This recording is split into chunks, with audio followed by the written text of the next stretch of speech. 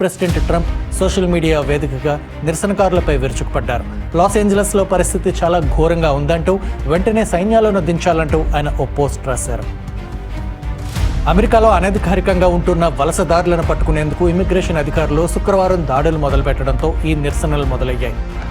అమెరికాలోని Los Angeles నగరం మరోసారి టియర్ గ్యాస్, రబ్బర్ బుల్లెట్ల మోతలతో ప్రతిధ్వనించింది. నగరంలో బాగా రద్దీగా ఉండే రోడ్డు మీదకి నిరసనకారులు రావడంతో పరిస్థితి ఉద్రిక్తంగా మారింది. వారిని చెదరగొట్టిన పోలీసులు రోడ్డును క్లియర్ చేశారు. రోజంతా ఇలాంటి దృశ్యాలే కనిపించాయి. చేతిలో ఆకుపచ్చ రంగు తుపాకీ పట్టుకున్న ఒక వ్యక్తి కొద్దిసేపటి నుంచి వరుసగా గుంపు మీదకి రబ్బర్ బుల్లెట్లు కాలుస్తున్నాడు. పరిస్థితి ఎంత హింసాత్మకంగా మారిందనడానికి ఇది నిదర్శనం. నిజానికి స్థానిక స్థాయిలో మొదలైన ఈ నిరసన ప్రదర్శనలు ఇప్పుడు విస్తృత రూపం దాల్చాయి. దాంతో రాష్ట్ర గవర్నర్, నగర మేయర్ విజ్ఞప్తులను లెక్క చేయకుండా ప్రోటోకాల్స్ కు భిన్నంగా నేషనల్ గార్డ్ దళాలను రంగంలోకి దించారు ట్రంప్.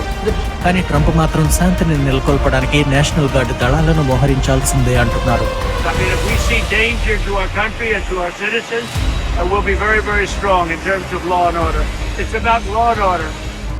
వలసదారులను వెనక్కు పంపిస్తామనే హామీతోనే ప్రజలు తనను ఎన్నుకున్నారు కాబట్టి ఇది తప్పదని ట్రంప్ అంటున్నారు.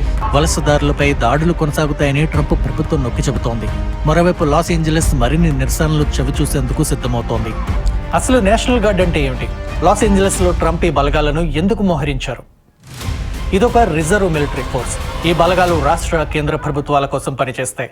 సాధారణంగా రాష్ట్ర గవర్నర్ విజ్ఞప్తి మేరకే నేషనల్ గార్డ్ ఫోర్స్ ని మోహరించాలి. అయితే లాస్ ఏంజలస్ నిరసనలు అమెరికా ప్రభుత్వానికి వ్యతిరేకంగా తిరుగుబాటును పోలి ఉన్నాయని ట్రంప్ ప్రకటించారు. దాంతో ఆయనకు గార్డ్ దళాలను మోహరించే అధికారం ఉంటుంది. అమెరికాలో రాష్ట్ర గవర్నర్ కోరకుండానే దేశాధ్యక్షుడే నేషనల్ గార్డ్ దళాలను చివరిసారి మోహరించిన ఘటన 1965లో జరిగింది. ట్రంప్ చర్యలను వ్యతిరేకిస్తూ 22 మంది డెమోక్రటిక్ గవర్నర్లు ఒక ప్రకటన విడుదల చేశారు. ట్రంప్ ప్రమాదకర స్థాయిలో అధికార దుర్వినియోగానికి పాల్పడుతున్నారని అందులో వారు ఆరోపించారు. ట్రంప్ చర్యలు చట్ట వ్యతిరేకమైనవని, అనైతికమని, రాజ్యాంగ వ్యతిరేకమైనవంటూ కాలిఫోర్నియా గవర్నర్ గావిన్ న్యూసమ్ మండిపడ్డారు. మరోపక్క చూస్తే మన భారతదేశం ఇంటర్నేషనల్ మానిటరీ ఫండ్ రిలీజ్ చేసిన ఆధారంగా గమనిస్తే జపాన్ని 5వ స్థానంలోకి నెట్టి మన యొక్క భారతదేశం 4వ స్థానానికి అయితే ఎగబాకిందని చెప్పాలి.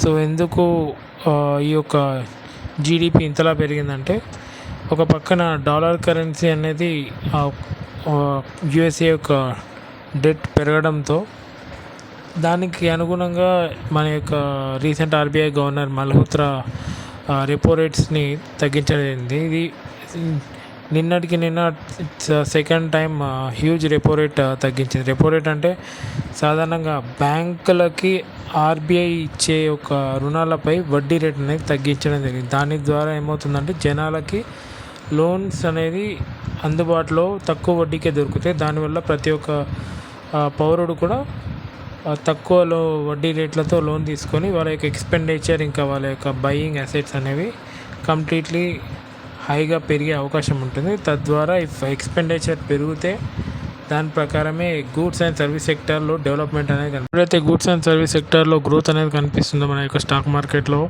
గ్రోత్ అనేది కూడా కనిపిస్తుంది. సో ఈ జీడిపి ఆఫ్ ఇండియా, మన యొక్క భారతదేశంది కూడా జర్మనీని ఓడించి 3వ స్థానానికి అయితే ఎగబాకొచ్చు అని రీసెంట్గా ప్రధానమంత్రి మోదీ అయితే తెలియజేయడం జరిగింది. So please subscribe my channel. Thank you. More videos.